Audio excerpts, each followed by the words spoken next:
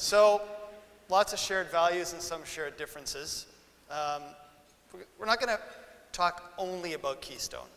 I want your thoughts on Keystone, but I also want to know what you would do as, hypothetically, President of the United States in terms of strengthening your relationship with Canada, and what does Canada need to do to strengthen our relationship with the United States? It's an excellent relationship. Yes, it is. But like all excellent relationships, there are things to work on.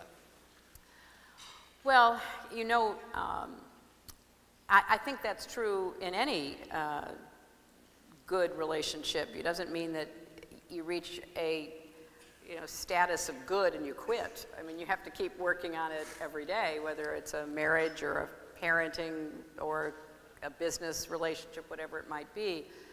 So we have differences, and you won't get me to talk about Keystone because I have steadily made clear that I'm not going to express an opinion. This is in our process, and that's where it belongs.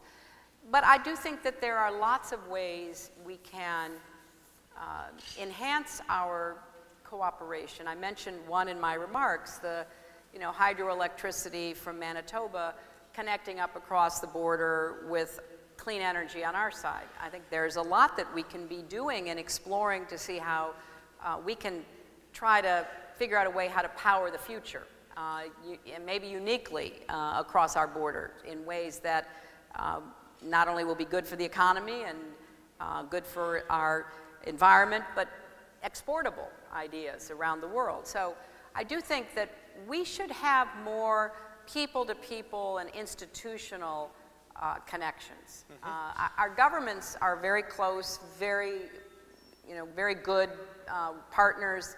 We have our disagreements. We have trade disagreements that pop up from time to time, as some of you know.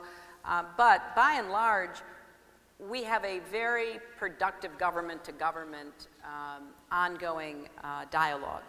And I think it would be great to get more of that in other channels, if you will.